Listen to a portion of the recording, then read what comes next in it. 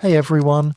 Tonight we're trading quiet dinners for couches, chaos, and the lingering scent of fermented fish sauce.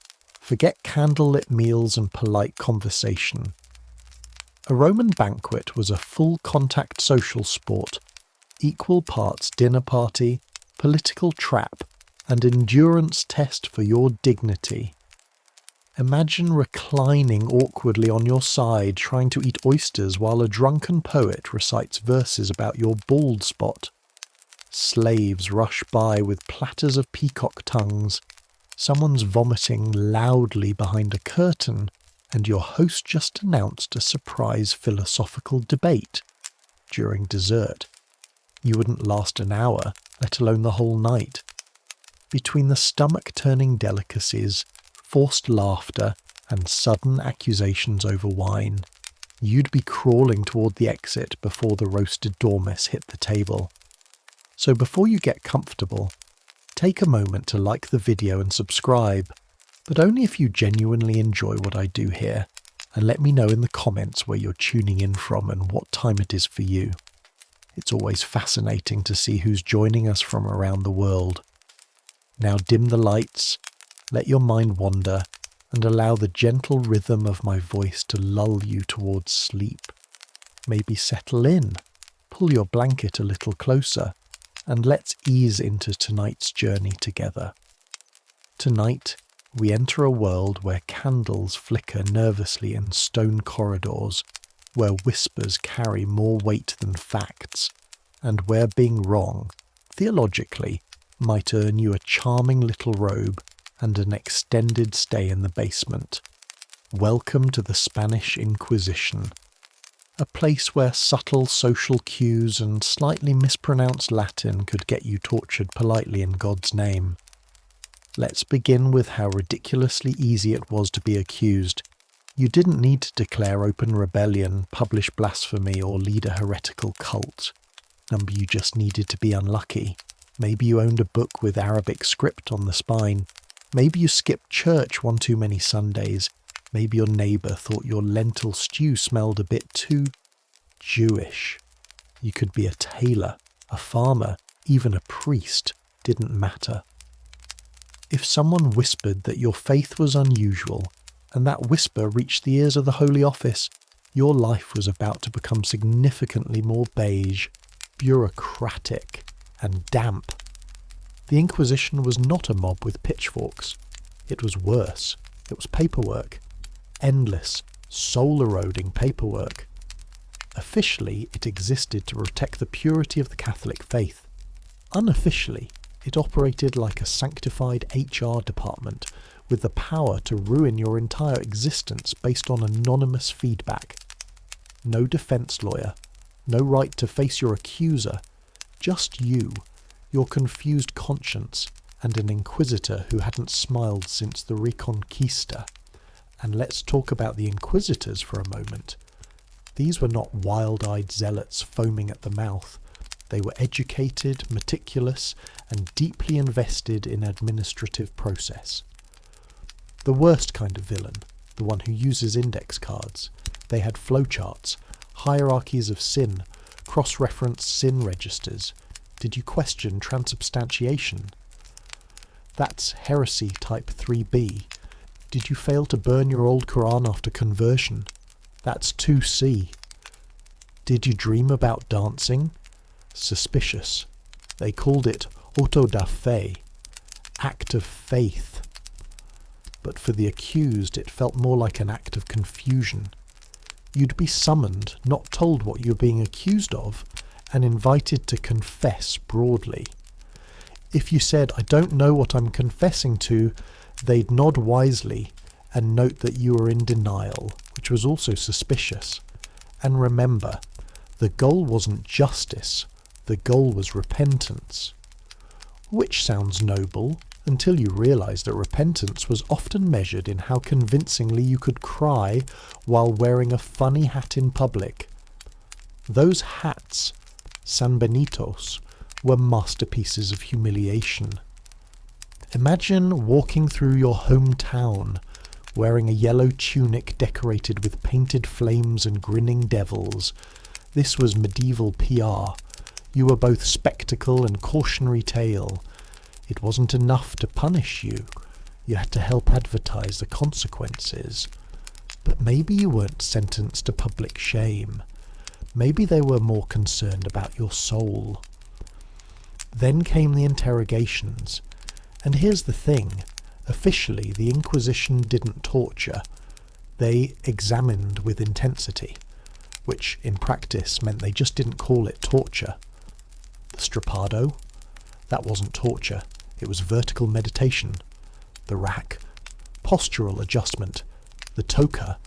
Just aggressive hydration. The best part. These techniques were often used not to extract confessions, but to confirm sincerity. Already confessed. Great. Now let's verify that with some waterboarding, just in case you're lying about lying. All of this was conducted with remarkable order.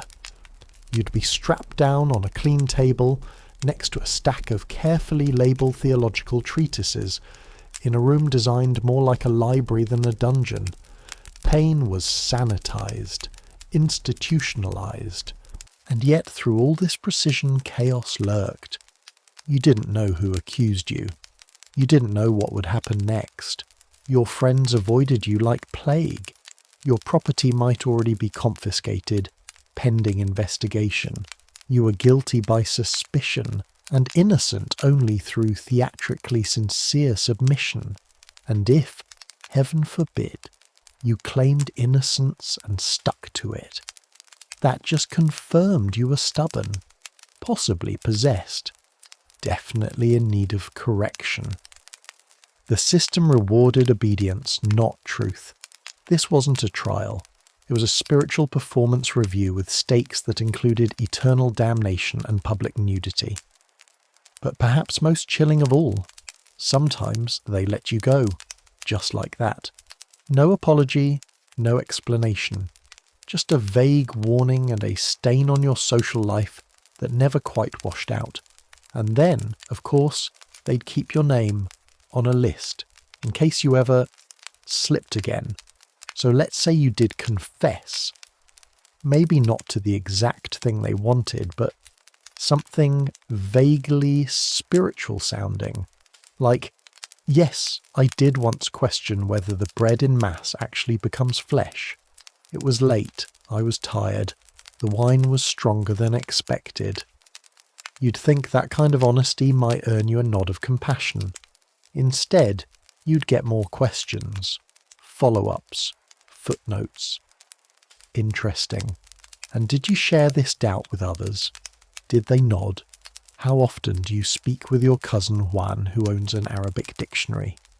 Congratulations. Your attempt at repentance just turned into a group indictment. You see, the Inquisition had range. You weren't just confessing your own sins. You were confessing your associations, your friendships, your conversations from 3 years ago. That weird thing you said at your cousin's wedding when the fish was bad, and heaven help you if you hesitated. Silence was interpreted as resistance. Resistance was a form of pride, and pride was, you guessed it, another heresy. Many confessions weren't voluntary at all. They were strategic. People confessed to one mild offence to avoid being accused of a bigger one. It was the theological version of plea bargaining, except the prosecutor had God on speed dial.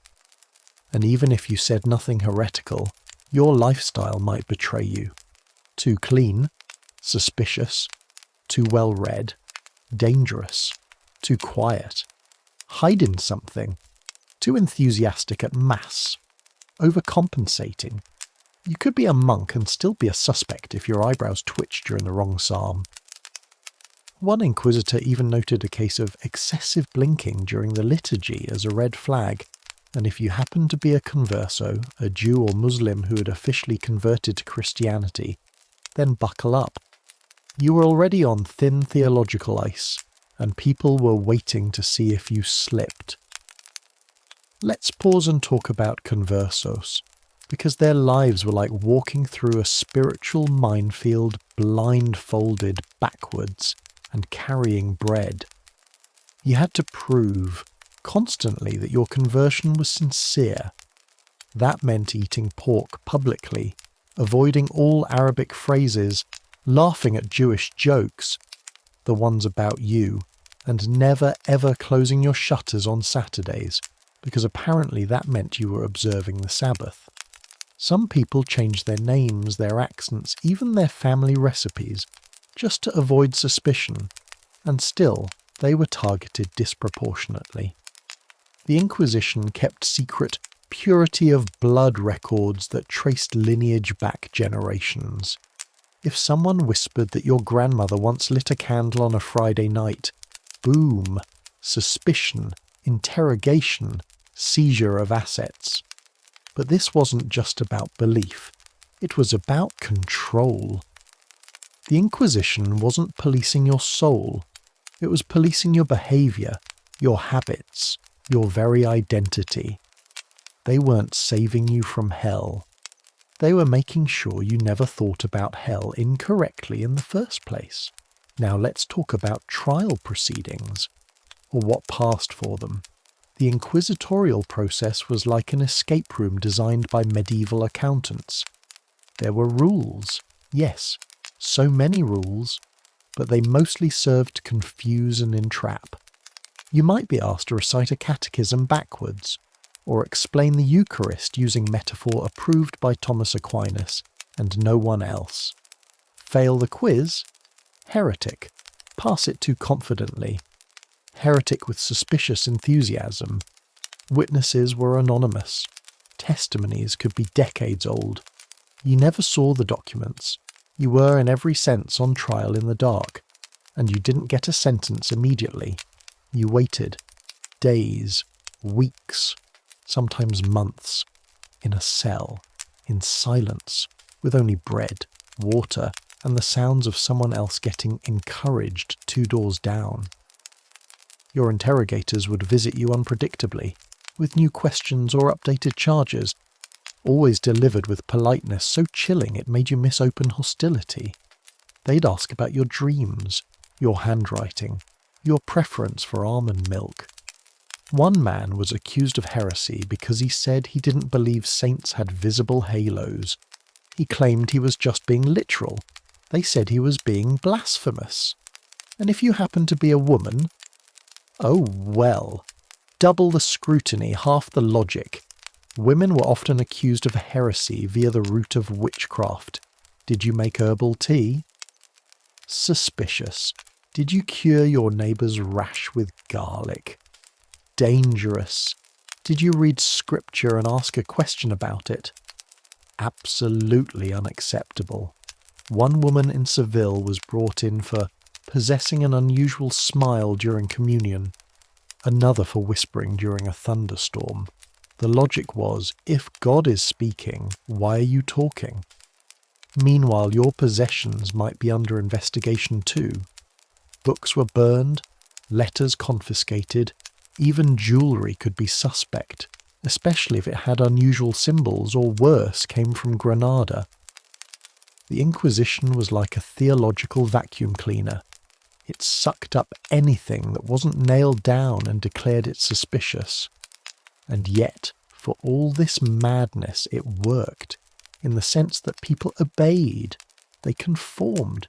They bowed, scraped, wept, and confessed. Because the alternative wasn't just pain, it was social death, exclusion, shame, permanent spiritual suspicion. You didn't just want to survive the Inquisition, you wanted to be forgotten by it. Let's imagine, just for a moment, that you navigated this theological obstacle course without collapsing. You managed to confess, just enough to sound penitent. Not so much that they thought you were a practiced liar. You recited the prayers, you endured the examinations, you even survived the waterboarding with only a minor lifelong phobia of basins. Now comes the auto da fe, the grand finale of your Inquisition journey, and by grand we mean deeply unsettling. An auto da fe, or act of faith, was not a private affair. It was a public event, a festival of fear wrapped in incense and organ music. Held in plazas or cathedrals, these spectacles were equal parts religious pageantry and social theatre. Think Sunday Mass meets medieval reality TV. You'd be marched out with the other accused, each of you clad in your sanbenitos, embroidered tunics designed to broadcast your sins like a walking billboard of moral failure. People would cheer, jeer, and quietly wonder whether they'd ever said anything questionable in front of you. The clergy gave sermons, the choir sang hymns. A list of crimes was read aloud with solemn authority, and you stood there, barefoot, trying to remember if you were supposed to look remorseful or just modestly bewildered. And then came sentencing. If you were lucky, your punishment might be fasting, exile, or a forced pilgrimage, preferably barefoot and uphill both ways. More commonly, you'd be imprisoned for an indefinite period in a cell, with no bedding, a curious draught, and the sound of your cellmate composing heretical poetry in the dark. But let's say you weren't lucky. Let's say they found your soul was too resistant, your thoughts too spicy, your dreams too vivid. Then the church would hand you over to secular authorities with hope for mercy, which was the 15th century version of a legal shrug. What happened next was technically not their problem. Spoiler, it often involved fire. Execution by burning was symbolic. The flames, they said, purified the soul. In reality, it was the most dramatic way to say, don't be weird around scripture. But even then, the process was controlled. You might be strangled first, a courtesy for those who cooperated. Others, not so much. And the audience? They came prepared.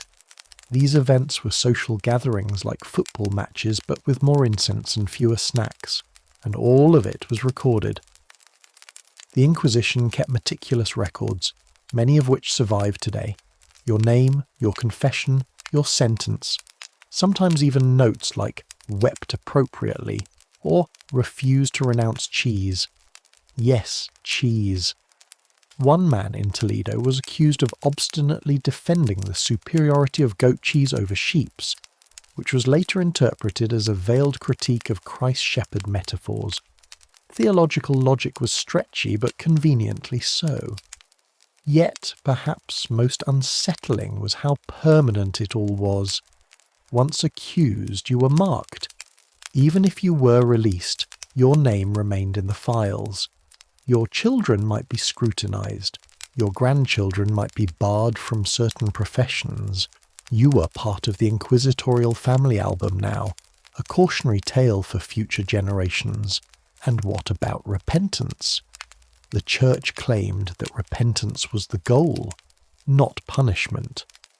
But it was repentance defined by total surrender, to authority, to dogma, to the idea that your mind wasn't yours to wander. To repent meant to forget how to think in metaphor, to forget how to doubt. Because heresy wasn't a disease. It was a way of reading, a way of questioning, a way of interpreting the silence between verses. And in the world of the Inquisition, silence had only one meaning: obedience. Some learned to play the game. They wrote pious letters, donated to the church, and burned books preemptively. Some ran, across borders, across oceans. Some started new lives under new names. But the shadow followed. It wasn't just the institutions. It was the culture that the Inquisition cemented. A world where belief was policed, imagination was suspect, and laughter at the wrong moment could cost you everything. Even after the Inquisition formally ended, the stain remained. In laws, in libraries, in whispered caution. Entire generations grew up learning not how to think, but how not to be noticed. And still, heretics persisted. Not because they wanted to cause trouble, but because some ideas about freedom, about dignity, about how many candles it really takes to speak to God, just don't go away, even if you torture them a little. Let's take a moment to meet the post-Inquisition you. You survived, not triumphantly, more like limping spiritually, socially, and possibly literally. Your name had been cleared, sort of. You were back in town, technically free, but nothing was the same. People greeted you with an uncomfortable nod. The baker who once slipped you free rolls now avoided eye contact. Your priest smiled at you with all the warmth of a man legally required to do so, and you couldn't get work. Not decent work, at least. Who hires a former heretic to keep books, or teach children, or sell fabric without worrying that the textiles might carry unholy threads? Worse still, you were obliged to attend Mass more often than anyone else. Your repentance was meant to be visible, routine, humble. You sat in the front pew where everyone could watch you not blink too much during the homily. And if someone else in your family got accused, oh, that was a pattern, a tendency, an unfortunate spiritual trend. You might find yourself back in the Holy Office, not as the accused, but as a concerned relative being asked to clarify your cousin's beliefs on transubstantiation and whether or not he eats duck. And even if you died peacefully one day, your troubles might not end. Because yes, the Inquisition sometimes exhumed the dead. If it was discovered posthumously that you had written something inappropriate or owned forbidden literature, they'd dig you up, burn your bones, and convict your memory. A sort of theological zombie trial where your skeleton still lost the logic. If your bones weren't cleared, then your descendants were tainted. Purity was retroactive, which meant that your grandchildren might be refused baptism unless they disavowed you personally, which is hard to do when you're a toddler. Let's not forget the real heretics, the writers, scholars, and thinkers who dared to ask questions in public. Some had followers, some had theories about the universe, about grace, about the inner workings of the human soul. Some were just poets who got too metaphorical near a church. They weren't always tortured or burned. Some were silenced more efficiently by erasure, their works destroyed, their names omitted, their ideas assigned to anonymous or false doctrine. Whole movements collapsed under the weight of inquisitorial silence, and yet, somehow fragments survived, smuggled texts, secret discussions, a comment in the margin of a banned book, a gesture passed down like a whispered joke. The Inquisition may have dominated the courtroom, the pulpit, and the paper trail, but it never fully owned the kitchen table, the alley conversation, the lullaby. Let's be clear, the Spanish Inquisition wasn't all whips and fires. It was bureaucracy, at its most pious and pathological. It was suspicion weaponized, faith quantified, fear notarized. And for many the worst part wasn't even the punishment. It was the waiting, the slow erosion of certainty, the knowledge that your neighbour's glance could mean nothing, or everything, that you might wake up devout and fall asleep condemned, that no one, no matter how ordinary, was beyond reach. Even saints had bad days, but heretics, they didn't get days off. In the end, being a heretic during the Spanish Inquisition meant living with the knowledge that thought was a risk, that questions had weight, and that laughter, if timed poorly, might follow you to the grave. And even then, the Holy Office might still file a report. The wind across the steppe is sharp enough to slice thoughts in half. Dust and frost cling to your eyebrows, your throat tastes like road, and your horse, bless it, is one wobble away from giving up on life entirely. But just when your legs go numb and your vision starts to blur from exhaustion, a shape emerges on the horizon, squat, square, and utterly glorious. A Mongol Urto. Postal relay station, civilization, Mongol style. To modern eyes it looks like a barn married a fortress. To you it looks like salvation. You dismount, or rather slide off your saddle in an undignified sprawl, and the station keeper is already there, lifting you to your feet before asking your name. No one greets you with flowers. They greet you with questions. Where are you coming from? What badge do you carry? What's your message? And how soon must it be delivered? Your answers had better be fast and truthful, because Mongol postal workers don't deal in patience. They deal in horses, distance, and imperial expectations. This, after all, is the engine that made the Mongol Empire possible.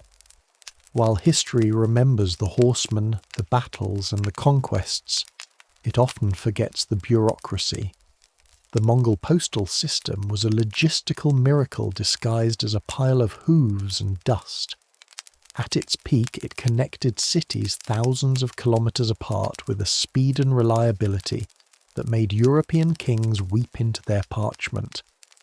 And it all hinged on the relay stations, Urturs, spaced roughly a day's ride apart, about 25 to 30 miles. These were the imperial nerve points, where couriers could swap exhausted horses for fresh ones, pick up supplies, and sometimes, if they were lucky, collapse into a blanket for 5 minutes before the next leg of their journey. Each station was manned by a team: handlers, cooks, scribes, grooms, guards, and one sleep-deprived commander who had probably memorized the face of every courier in the Empire. The job wasn't glamorous. It involved a lot of manure, bad tea, and suspiciously creative bandit deterrence.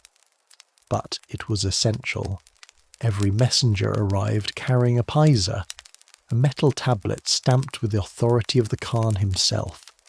The higher your rank, the fancier your plaque. Some were plain iron, some were silver inlaid with gold. A top-level paisa could get you anything: fresh horses, food, lodging, even commandeered labour if needed. But abuse it, and the consequences were swift. Imperial mail was sacred. Mongol rulers didn't joke about timeliness. A delay in delivering orders could mean an army starving, a city rebelling, or a peace treaty collapsing. So when a courier thundered into a station, everyone snapped to attention. You might think it was a mess. Horses snorting, papers flying, everyone shouting. But it wasn't.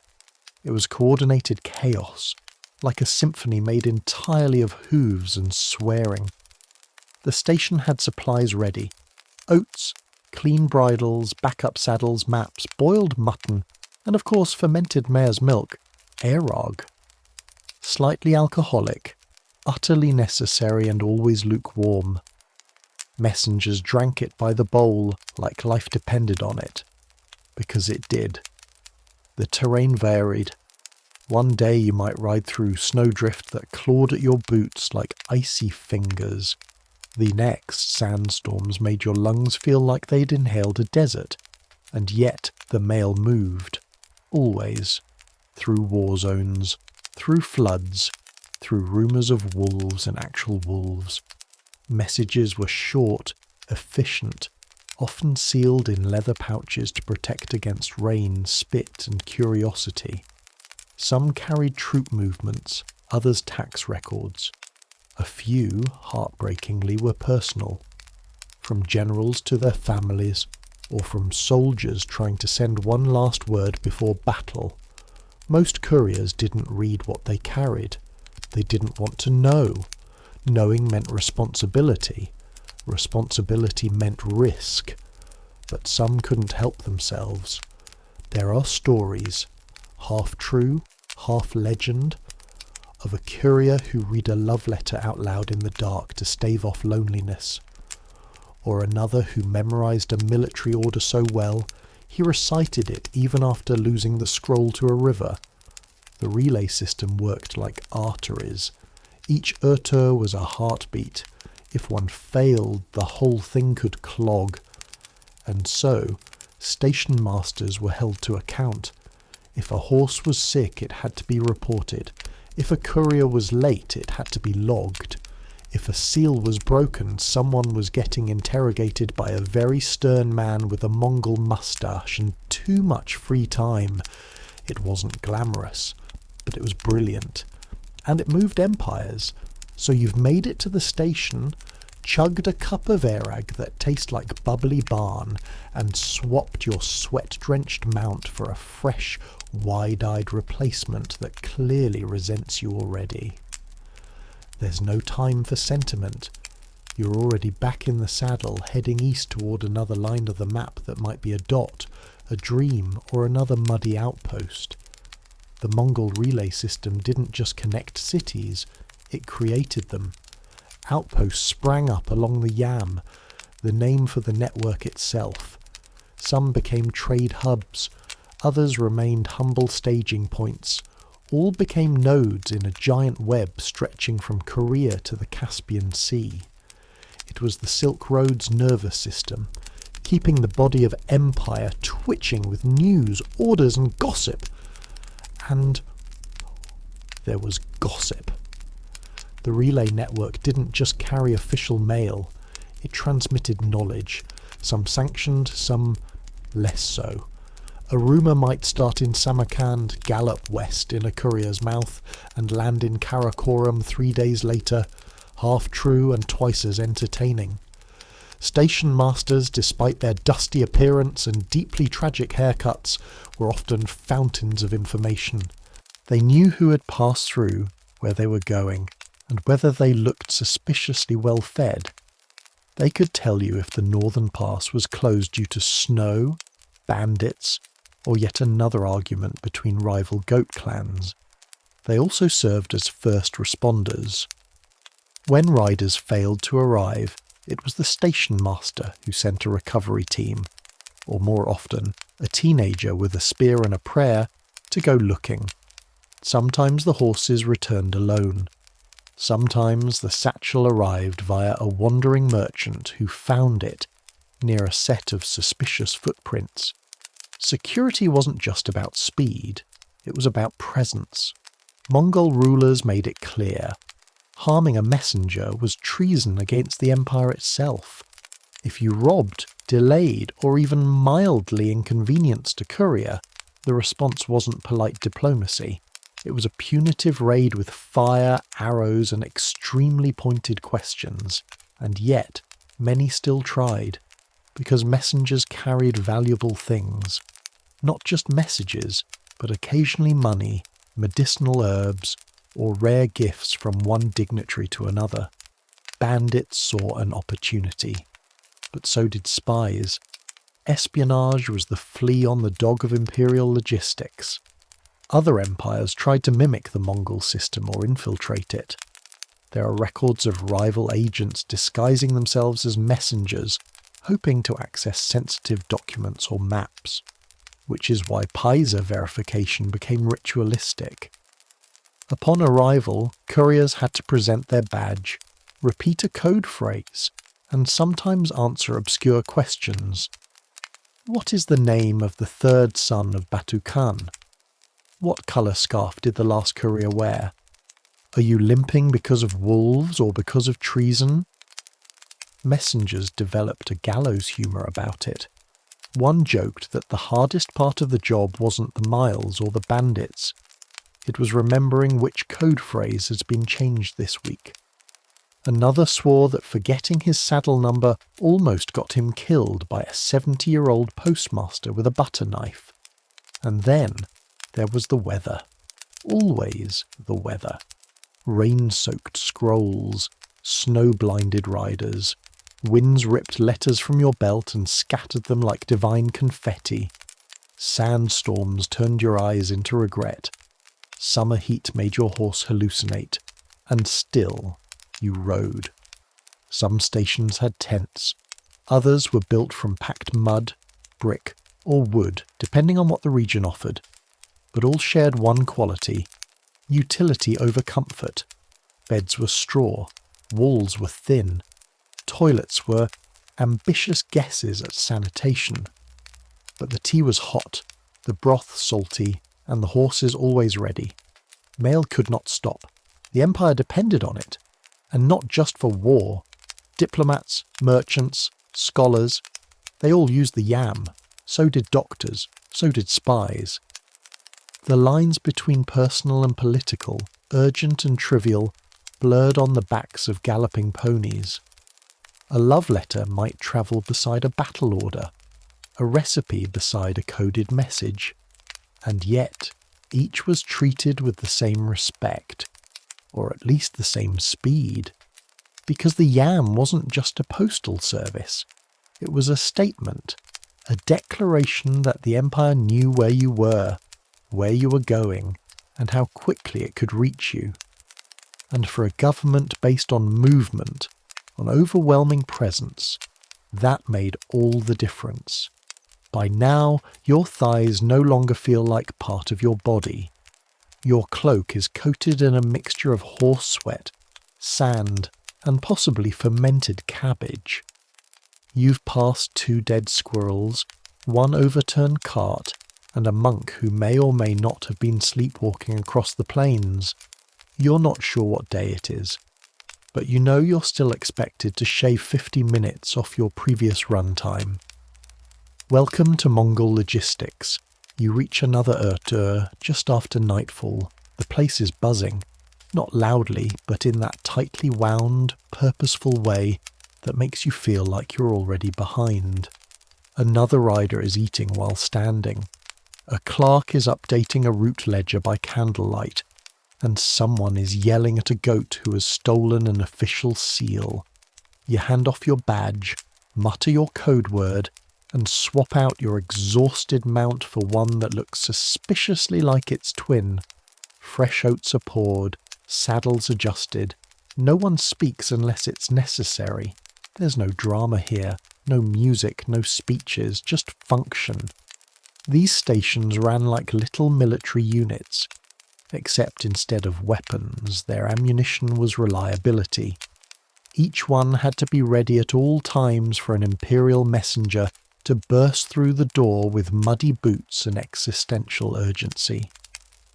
The Erturs also had to maintain up-to-date information. Which rivers were frozen? Which bridges washed out? Where were the bandits spotted last week? Maps were updated constantly. So were travel logs, courier identifications, horse feed ratios, and emergency supply levels. Some stations even tracked which saddles caused chafing.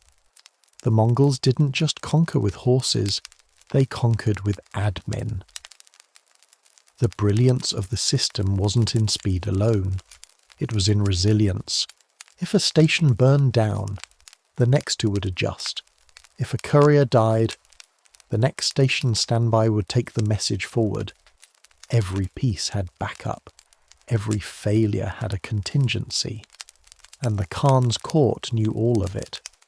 Reports from the field were digested weekly, sometimes daily, and used to make decisions with near-instant reaction time. This was centuries before the telegraph. No satellites, no servers, just rugged men and tired horses carrying the collective pulse of an empire. And if you think they didn't have metrics, think again. Time logs were maintained, horse rotation was tracked, failure rates were analysed. If your station had too many delays, you got a warning.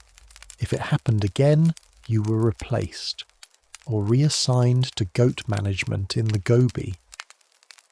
Some riders became legends, not generals, not kings, just men who once delivered a treaty across 2,000 kilometres in under 5 days, or who survived wolf attacks and snowstorms, arriving with broken ribs and the message still dry. One such courier, according to a half-credible source, refused to dismount when he arrived at the Khan's court. He delivered the scroll, nodded once, then passed out while still technically standing. He received a cup of mare's milk, a new pair of boots, and something rarely given, the Khan's personal acknowledgement. And yet, the system wasn't eternal. Over time, corruption crept in. Stations began to slow. Resources were diverted. Badges were forged. Some nobles demanded that the Yam carry their personal shopping lists. Others installed family members in station posts, where they napped instead of maintaining routes. The system bloated, and eventually, during the Empire's decline, the relay faded too, overtaken by fractured kingdoms, shifting borders, and the unfortunate truth that empires run better on discipline than nostalgia. But while it lived, it was glorious.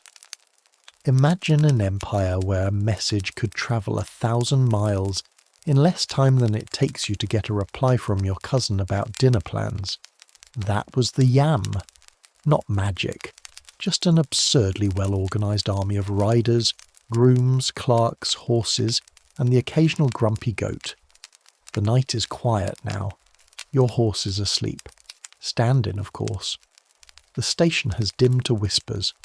Somewhere, a pot of something vaguely edible simmers. You sit cross-legged on a fur mat, muscles twitching from the ride, and realise you've become part of something stranger than war, larger than conquest. You've become infrastructure.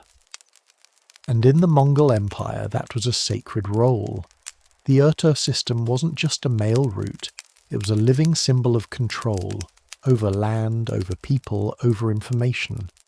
It proved that no matter how far-flung the empire became, it could still communicate with itself. And in a world without instant messaging, that meant power. Genghis Khan knew that control over speed meant control over decision-making. It wasn't enough to conquer. You had to respond, coordinate, anticipate. The empire moved because the messages did. And the ones moving those messages, often overlooked. No parades, no epic songs, just calloused hands, ruined spines, and an uncanny ability to navigate by stars and horse droppings. Some couriers were barely out of adolescence. Others were veterans, trusted with diplomatic pouches wrapped in oilskin and guarded like gold. Some rode alone across enemy territory, armed with little more than a dagger and a really fast horse. Others died en route, from weather, wolves, or accidents, but still the mail moved. The system had its moments of absurdity too. There's a story, possibly apocryphal, possibly not, of a courier so devoted that he delivered a letter after dying. The horse arrived at the station with the man still upright in the saddle, frozen solid. The note, still sealed, still dry.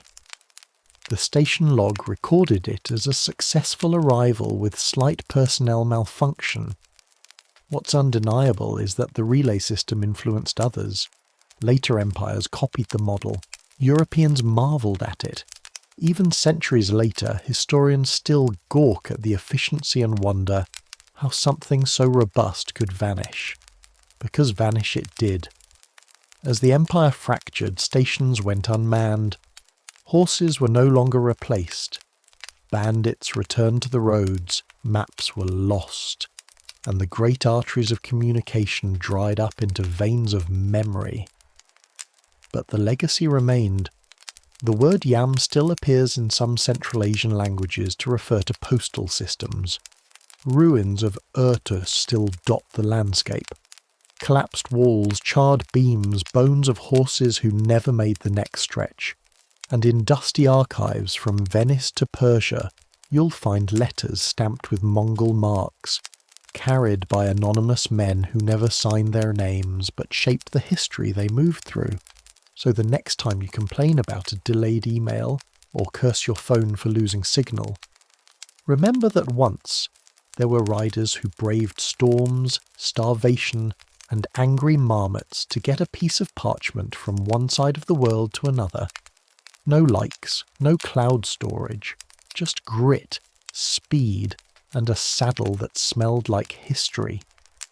That was the Mongol postal relay, and somehow it still echoes, quietly, in every line we draw between people and power.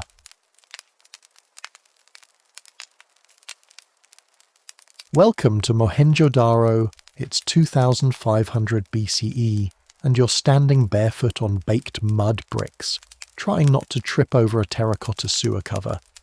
The sun is already sharp. There's a suspicious cow loitering near your well, and your neighbour just finished scrubbing his armpits in a private bathroom, inside his house. Yes, you heard that right. Private bathroom in the 3rd millennium BCE. Long before Rome dreamt of aqueducts or Paris discovered sidewalks, the people of Mohenjo-Daro had figured out something crucial. If you want your civilization to last, don't let everyone poop near the drinking water. This was not a city built for kings. It was a city built for function, wide streets, right angles, public wells, drainage systems that modern tourists still gawp at. You could drop a bucket of water in one part of town and trace its journey all the way to the river, unless it got hijacked by a thirsty goat. And hygiene wasn't just accidental, it was planned. Let's start with the drains. The city streets were lined with covered drainage channels, made from brick, sloped perfectly to allow waste to flow away from homes. These weren't random ditches, they were engineered. Some were even double layered. One level for rainwater, another for household waste. It was the Bronze Age version of please don't mix the bathwater with the dishwater, and each home had access to this system. Many houses had a small room, tiled with a sloped floor, used for washing. Wastewater would flow out through a chute that connected directly to the main drain.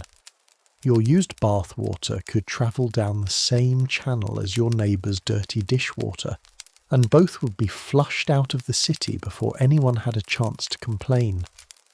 The waste channels were covered with large slabs that could be lifted for cleaning, which meant someone had the job title of drain checker. Not glamorous, but probably essential.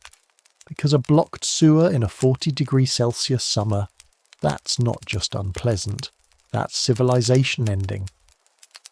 But Mohenjo-Daro didn't stop at waste. They thought about water sourcing too. There were over 700 wells, public and private, scattered throughout the city. Some homes had their own personal well in the courtyard, like a status symbol made of groundwater.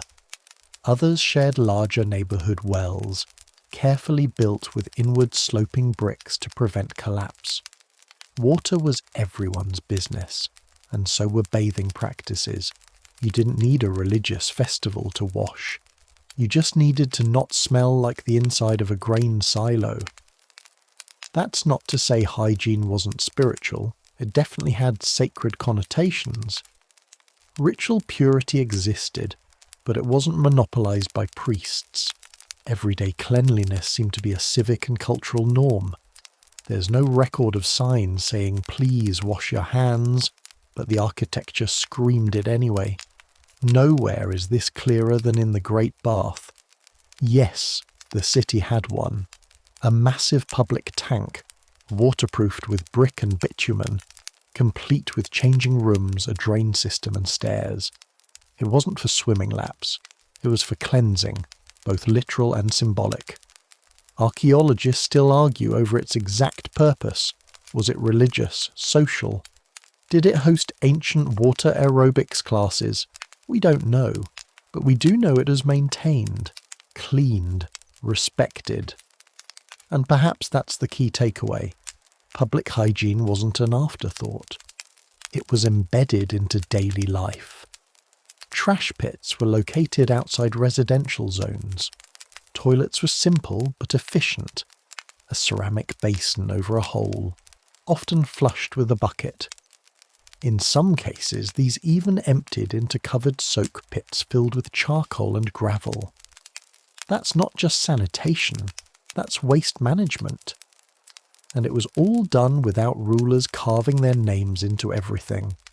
No giant statues, no royal proclamations on marble, just consistent anonymous cleanliness. And that might be the most remarkable thing of all, because while other ancient cities left behind monuments to ego, Mohenjo-Daro left behind plumbing.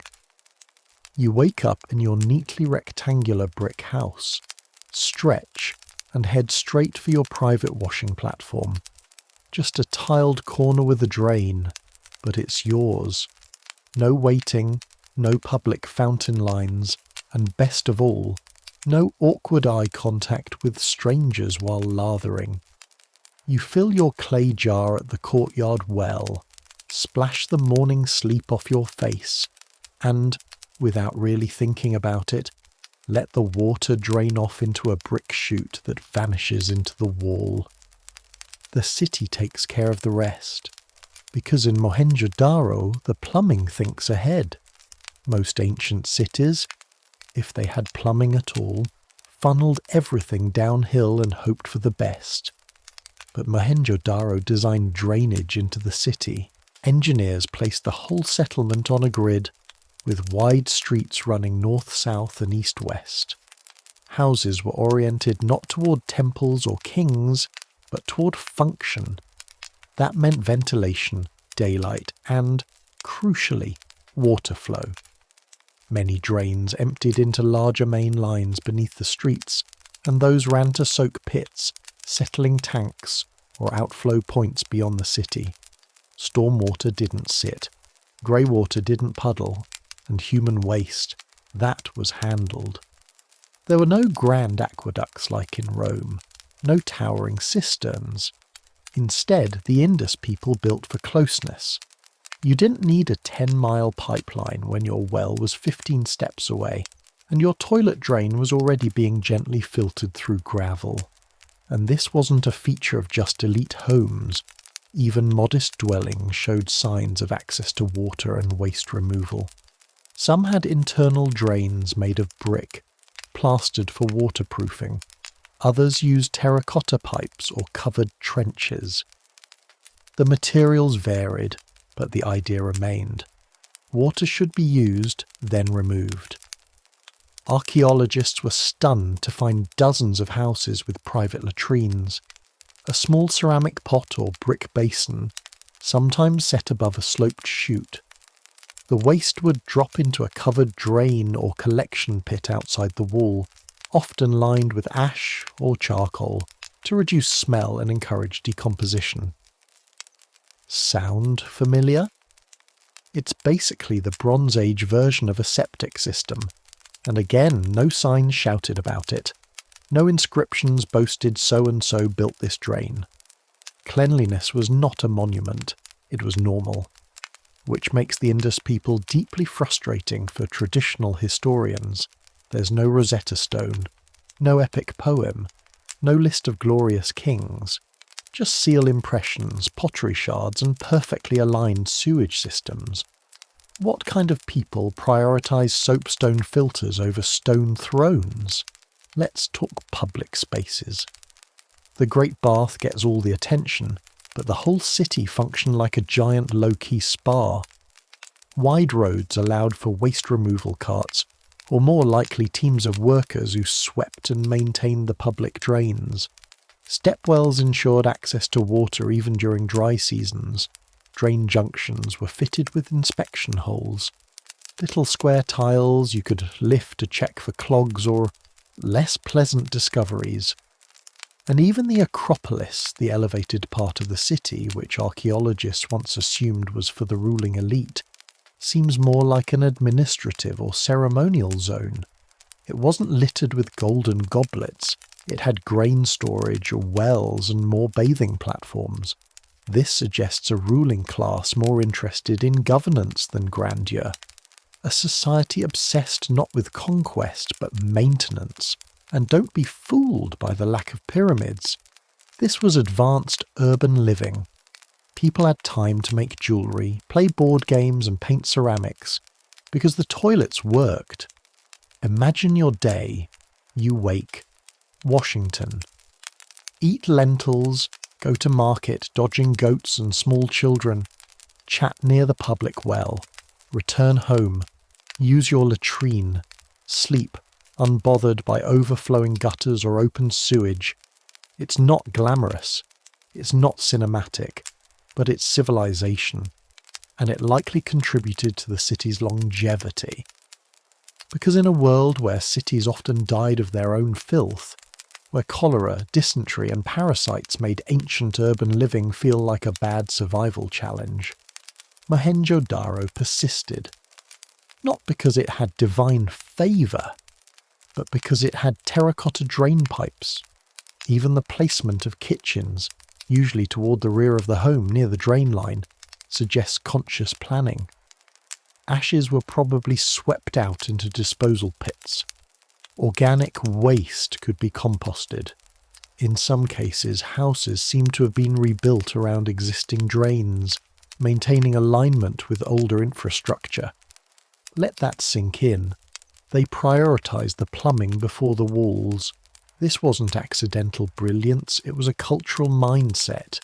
Cleanliness, practicality, flow.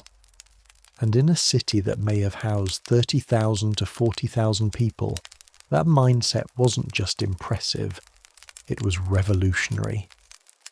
It's afternoon in the city and the sun is punishing, but the streets remain tolerable. Not because of divine intervention, but because you're not walking through sludge. There is no trash lining the gutters, no brown puddles of unknown origin. Why? Because every drop of waste, from a washer's rinse basin to your neighbour's ill-timed lentil explosion, is channeled away by a brick and terracotta infrastructure that just works. This was Mohenjo-Daro's silent genius. Instead of building upwards, it built inwards, into the ground, into the habits of daily life, into the bones of the city itself. We don't know what the people called themselves. We don't know what gods they worshipped, or what language they spoke, but we know this. They believed in not stepping in it. Let's talk numbers. The city had roughly 700 wells, with many homes having private ones, an absurd number for an ancient urban centre. Each well was carefully constructed using wedge-shaped bricks, meticulously sloped for durability. These weren't slapdash holes in the dirt. They were engineered to last. Some still do. Access to clean water was clearly a right, not a luxury. And unlike many other ancient societies, there's no strong evidence of caste-like water segregation. No upper-class fountain versus filthy commoner's bucket. Just wells. Wells for everyone. That suggests a radically egalitarian approach to public hygiene. And this equality extended to city planning. The residential areas weren't haphazard slums next to elite compounds. They were organised, structured, clean. You could walk from a modest home to a public building without needing to skirt filth or cross garbage canals. This was urban dignity by design, and again, no king's name stamped on every brick. Just function, silently maintained. Let's look closer at the sanitation logic. Every household, no matter how small, was part of the drainage ecosystem. Waste flowed down chutes and narrow covered drains that merged with larger street drains. These, in turn, fed into central runoff paths that exited the city perimeter. Larger waste pits were likely emptied regularly, possibly by teams of municipal workers. Yes, garbage collectors. In 2500 BCE. Some archaeologists believe there may have been laws governing sanitation. Not engraved on stone slabs, nothing's dramatic, but enforced through community norms or local administration. After all, someone had to organise the construction. Someone had to set the standard height for street drains, or decide which walls got which soak pit. This was a city where the plan came first. And don't think the hygiene stopped at plumbing. Artifacts suggest cleanliness extended to body care too. Small terracotta jars may have held ointments or pastes. Stone discs and shell items could be combs or mirrors. There's evidence of tweezers, razors, and other grooming tools. In other words, these people had routines. You didn't just wash, you exfoliated. This doesn't mean Mohenjo-Daro was a utopia, but it was structured in a way that promoted public health, civic cooperation, and personal dignity, without religious dogma or monumental coercion. That's rare. Most ancient cities shouted about their greatness through temples, palaces, and blood-soaked statues. Mohenjo-Daro whispered it through level walkways and flush toilets. Even the construction materials point to intention. Bricks were standardized in size, a 4 to 2 to 1 ratio for length, width, and height, which made repairs easier. Plaster was used in key locations to waterproof areas like bath floors and containment chambers. Clay pipes weren't haphazardly laid. They followed slope logic, ensuring that gravity did the work. And it all required constant upkeep. That means civic labour.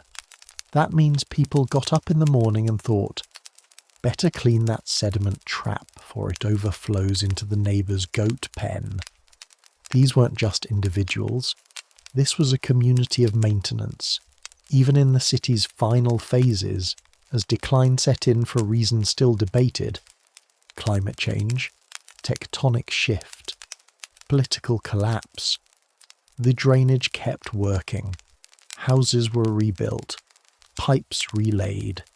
The system endured longer than the rulers. If you want a metaphor for civilizational resilience, skip the pyramids. Look at a working sewer from 4,000 years ago. It's still there, it still drains, and it still quietly says, we knew how to live together, cleanly. You're walking through the market. The air smells like cumin, baked clay, and just a hint of goat, but not rot, not sewage. There are no puddles of mystery, no piles of refuse attracting flies like worshippers to incense. Because in Mohenjo-Daro, waste was handled, not glorified, not spiritualized, just handled. That's what made this city different. It wasn't about displays of might, wealth, or divine favour. It was about functionality at a scale no other Bronze Age civilization even attempted. While others were erecting monuments, Mohenjo-Daro was quietly inventing urbanism. And it all came down to water. Moving it in, moving it out, keeping it clean, keeping it separate. The separation of clean and dirty water might seem obvious today, but in 2500 BCE, it was revolutionary. Mohenjo-Daro's layout enforced it, not with signs or police, but with bricks and gravity. Baths were always uphill from latrines. Drains angled out of houses, not into them. Soak pits were placed strategically, and runoff was routed away from wells. This wasn't ad hoc. It was design language written in terracotta and time. Even when buildings were repaired, care was taken to preserve drainage alignment. Plaster was reapplied, pipes were relaid. The city understood something we forget too often today. You cannot build a society faster than you can clean it. Let's talk failure. Because every system fails eventually, so what happened when the drains backed up? Or the soak pits filled too fast? Well, we don't know for sure, but excavation layers suggest maintenance was constant. Broken bricks were replaced, access points were left clear. There are signs of clogging, and signs it was addressed. Some pits were filled with ash or charcoal, probably to neutralize odour and accelerate decomposition. That's early biochemistry, performed without microscopes. Some theories even suggest waste layering, the purposeful stacking of organic waste for later use as compost. This implies not just civic duty, but civic literacy. People understood their systems, respected them, lived with them, because you can't fake good hygiene over centuries, not in a population of tens of thousands, not without religion making you do it, not without someone, likely everyone, taking part. And therein lies the marvel of Mohenjo-Daro. It wasn't just advanced, it was collaborative. No autocrat's face stares at you from the bricks. No battle scenes, no triumphal arches, just modular homes, community drains, and a collective agreement. Let's not live in our own mess. Even the toys, yes, there were toys, suggest a society that saw children not as labour units, but as people. Small carts, carved animals, game pieces. Who has time to whittle elephants unless the toilets are working? And when disaster came, be it earthquake, drought, or river shift, the city didn't burn in chaos. It faded. Orderly, with dignity. The buildings fell. The streets filled. But even then, the drains remained intact longer than the roofs. And when archaeologists arrived, dusty and sunburned, 3 millennia later, they didn't find treasure chambers or royal tombs. They found sewer lines, perfectly aligned, still sloping gently toward the edge of town. That's the legacy. Not conquest, not glory, but flow. So the next time someone talks about the greatest ancient civilizations, pause before you mention the pyramids or the Parthenon, and remember the people who didn't just build, they cleaned.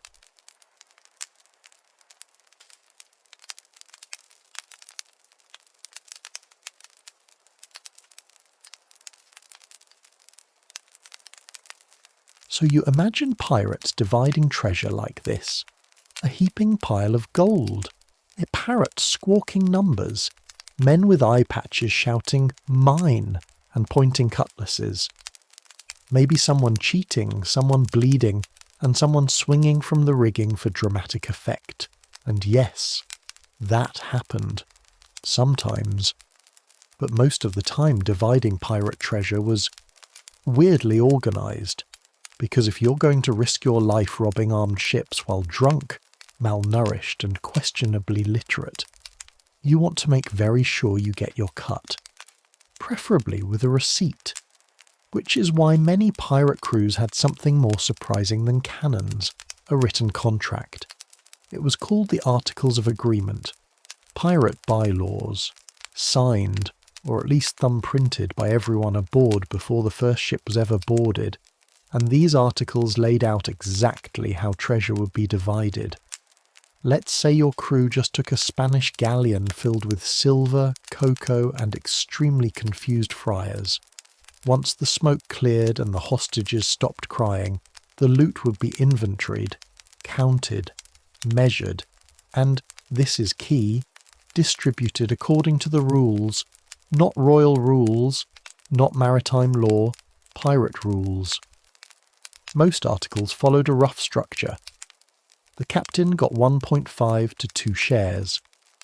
The quartermaster, second in command, got 1.25 to 1.5 shares. Gunners, carpenters and navigators often received extra half shares for their skills. Regular crew got 1 full share. The cabin boy usually got half a share, unless he'd earned full rank by stabbing someone impressively. This wasn't generosity, it was survival math. Pirate life was high risk, short-term and heavy on dental abscesses.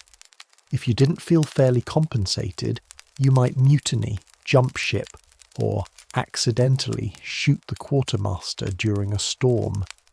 So the system had to feel fair, or at least predictable, but fairness had limits. Injuries, for example, came with standard compensation. Lose an arm, you might get 600 pieces of 8. Lose a leg, 500. Lose an eye, 100. Lose your sanity. Sorry, that wasn't listed. These weren't symbolic gestures. They are insurance policies. Pirates created a crude social security system long before most nations did. partly out of necessity, partly because they were the ones handing each other pistols. The rules extended beyond gold. Booty often included cargo, weapons, clothes, liquor, tobacco, and luxuries like sugar or tea. All had to be divided, sometimes equally, sometimes auctioned off to the highest bidder among the crew, with proceeds going into a shared fund to be split later. Even prisoners were part of the economy. Captains might ransom them, sell them, or, in rare cases, adopt them as crew. If a prisoner had useful skills, navigator, surgeon, cook who could kill weevils with spices, they might be offered a spot. But once aboard, they got a say in loot shares. After all, pirates weren't sentimental, they were practical, and they loved votes. Unlike navy ships where the captain's word was law, pirate captains held power by consent. Crew could vote to remove them. Votes were also used to decide when to attack, where to sail, and how to deal with loot disputes. Which made the quartermaster crucial. He was the accountant, the disciplinarian, the mediator, and sometimes the one who kept the captain from doing something stupid just to look cool. When loot was tallied, the quartermaster ensured it was done in front of the crew. No locked cabins, no secret stashes. Because pirate justice was blunt. If you were caught cheating, you didn't get demoted. You got marooned, or shot, or tied to a barrel and floated out to think about your actions. And yet, despite the system, chaos found a way in. Sometimes a captain got greedy. Sometimes a crewman decided to help himself to an extra ruby or 4. Sometimes the loot itself was cursed, or just contained more onions than expected, leading to infighting and accusations of treachery. But even then, pirates turned to their rules, their articles, because they knew, without them they weren't a crew, just a bunch of violent freelancers in a leaky boat. So, you've just sacked a merchant ship, and now you're floating in international nowhere with crates of silver, barrels of rum, sacks of spices, and at least 3 things that are definitely alive and should not be. The adrenaline fades. The wounds are bandaged with rum. And now it's time to do the one thing pirates actually took more seriously than violence: division of spoils. Step 1, inventory everything. And yes, they actually did this. The quartermaster, not the captain, took the lead. He was responsible for counting, weighing, and recording everything pillaged. Because while the captain led the attack, the quartermaster led the economy. Want to know if a pirate ship was run like a business? Consider this. Some ships carried ledgers, not just for loot, but for rations, injuries, absences, and disciplinary actions. Blackbeard flogged Jenkins for sleeping through lookout duty. Rations reduced. Also, Jenkins is missing 3 teeth. Pirates kept track, not because they were virtuous, but because forgetting who got what led directly to fights, mutiny, and mid-ocean homicides. Step 2. Account for wounds. Injuries during battle earned compensation, a crude but effective disability payout system. Crew articles often listed specific amounts. Right arm, 600 pieces of 8. Left leg, 500. Right eye, 100. Fingers, negotiable. This wasn't just humane. It was incentive. If your crew knew they'd be rewarded for losing body parts, they'd fight harder. And if you didn't pay them fairly afterward, well, you might be the next body missing parts. Step 3. Deduct communal costs. Before splitting anything, the ship took its cut. This included repair materials, planks, pitch, nails, gunpowder and shot, food supplies, bribes, oh yes, as many ports ran on them, rum, tobacco, and recreational reading. Okay, mostly rum. These expenses were logged and deducted from the total, and only then was the loot split by shares. And let's talk about those shares again, because pirate pay grades weren't equal, but they were consistent. A skilled carpenter might earn 1.25 shares. A talented gunner might get a bonus if he hit a particularly spicy cannon shot. Captains earned more, but never too much more, unless they wanted a knife in their hammock. Most captains earned 2 shares at most, a sign of status, yes, but also of the dangerous balance between authority and crew resentment. The real tension lay between the top ranks and the rank and file, because even with rules, people cheated.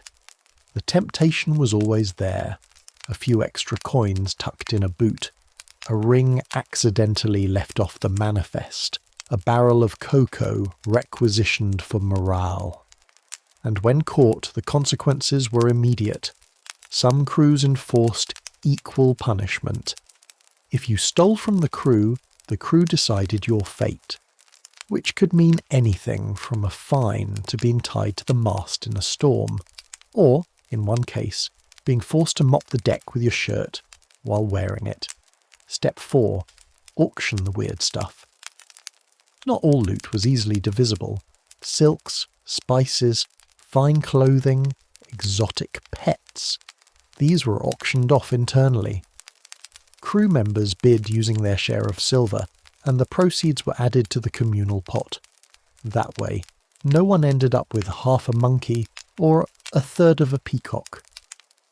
Occasionally the weird stuff was saved for bartering in port, or gifted to allies, fence contacts, or governors looking the other way. Sometimes even letters were part of the haul, and yes, some pirates read them, especially if the letters contained trade secrets, diplomatic intel, or, in one delightful case, very detailed descriptions of someone's foot condition. That information was sometimes more valuable than gold. Because pirates weren't just robbers, they were strategists. They didn't raid randomly.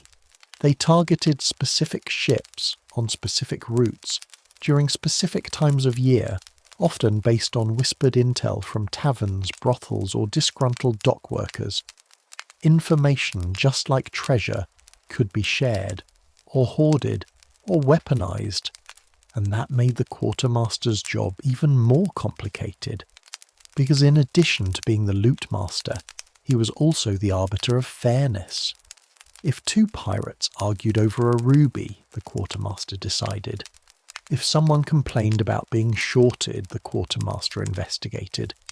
If someone accused the quartermaster of cheating, well, that got awkward fast. In theory, disputes could go to a vote. But in practice, if you challenged the math, you'd better have math to back it up. Or friends. Or a plan to swim a very long way. And yet, for all its flaws, this system usually worked. Crews rarely mutinied over loot division, because they knew what they were getting. They agreed to it in writing. And in a world of constant danger, predictable reward was worth more than gold. Now let's be clear, pirates were not egalitarian saints. They weren't floating utopias of shared wealth and brotherly love. They were violent, opportunistic, and occasionally smelled like someone had tried to cook ham in their boots. But within that chaos, they did something remarkable. They practiced a kind of democracy. And that democracy had one sacred pillar: loot-sharing fairness. After every raid, after every storm, after every stint of being chased by navies, or accidentally anchoring next to a volcano, the crew expected one thing: transparency. This is why the quartermaster was often more important than the captain. The captain led in battle. The quartermaster led in everything else. He handled disputes, managed supplies, kept the books, and, perhaps most dangerously, stood between the crew and a chest of gold coins. He needed to be trusted more than liked, because if the crew suspected he'd pocketed even a coin, well, mutinies have started over less. Some articles had specific clauses about cheating. If any man be found to withhold or conceal any part of the plunder, he shall be marooned, or shot, or have his nose sliced most foul. And if that sounds excessive, remember, pirates didn't have courts. They had consensus and cutlasses. So how did they handle disputes? Usually through votes. Even punishment was often voted on. A man might plead his case in front of the crew. Accusers gave testimony. Witnesses shouted. The whole thing might end with a cheer, a jeer, or a surprisingly well-argued defence involving rum calculations. Pirates had no interest in kangaroo courts. They wanted justice they could see, and preferably one that didn't interrupt dinner. If the vote didn't resolve it, they had one final recourse, the duel. Yes, pirate duels were real, but often less dramatic than Hollywood shows.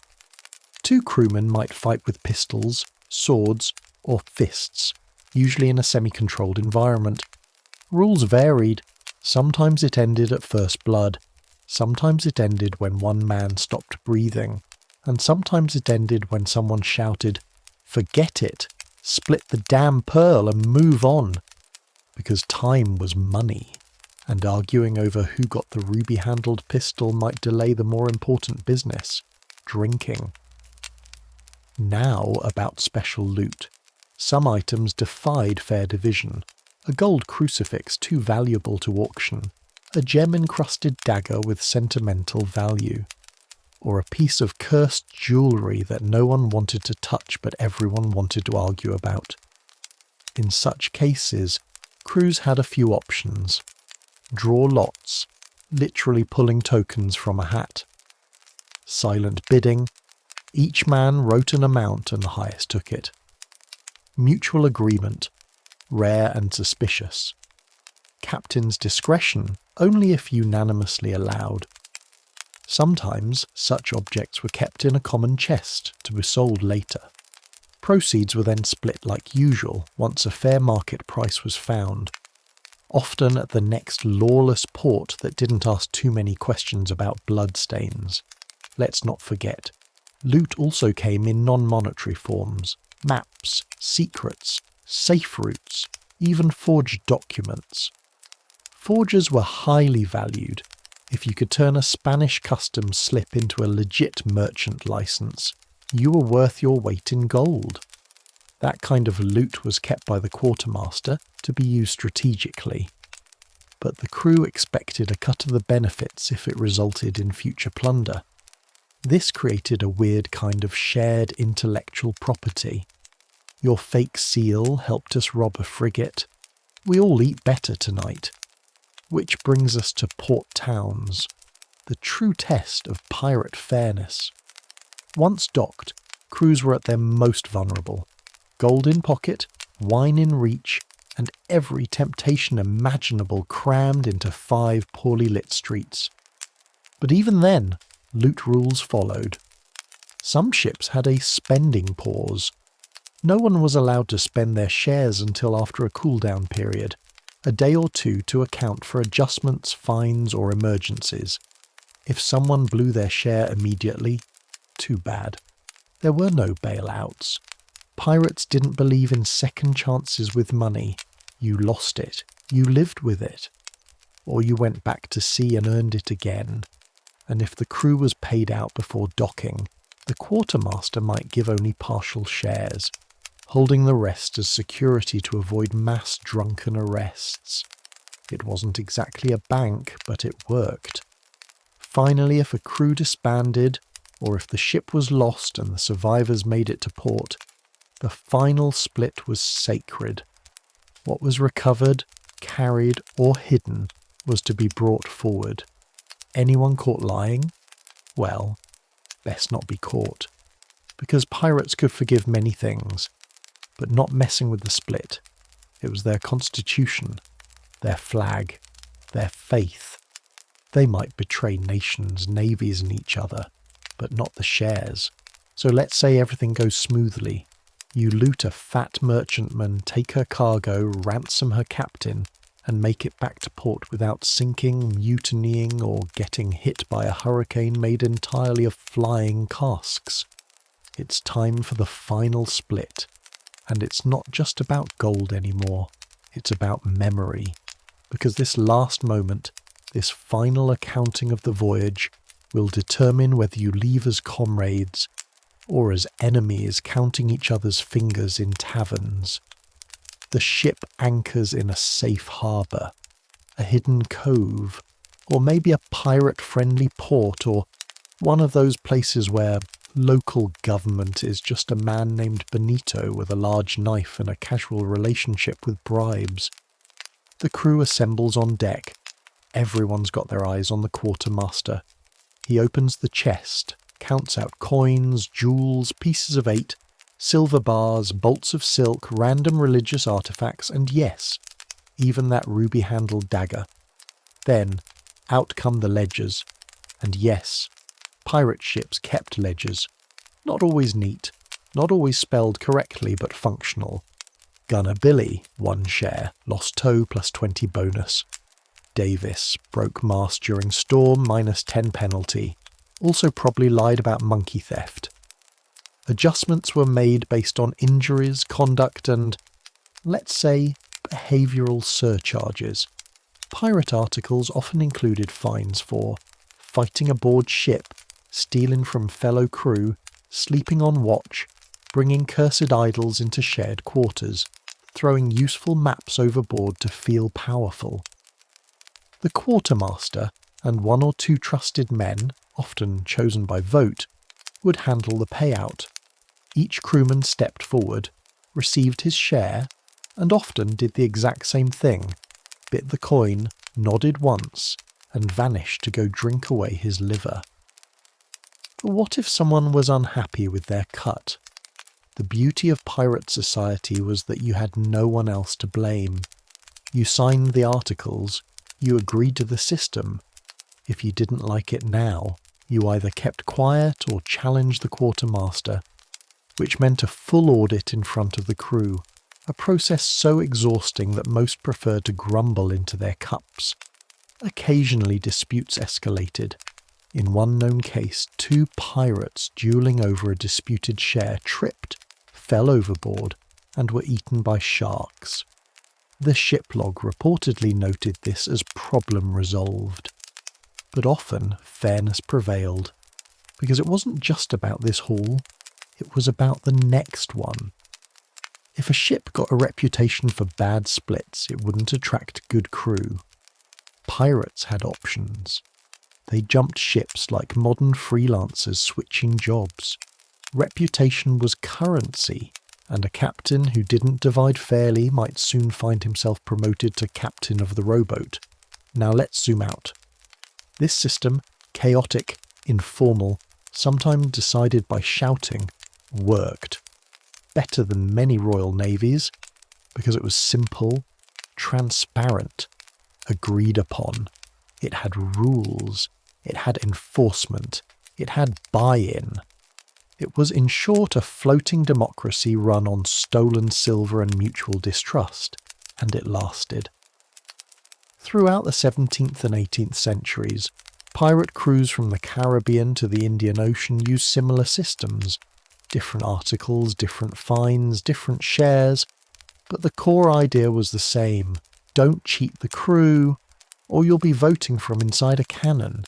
And yes, some pirates got greedy, some lied, some stashed treasure and faked their deaths. But those weren't the norm.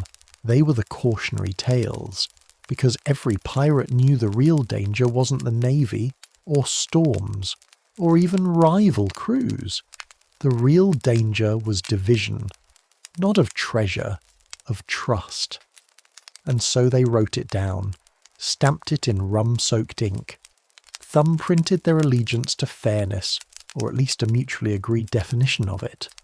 Because when you live by the sword, you don't just want gold, you want a guarantee that your missing toe gets you 600 pieces of 8, that your quartermaster doesn't skim, that your captain doesn't sail off with the loot, and a Spanish mistress. You want a system, a spreadsheet, a handshake and a threat. And that's what Pirate Treasure Division really was. Not chaos, but contract. So the next time you hear, "No honor among thieves," remember this. Pirates didn't need honor, they had math.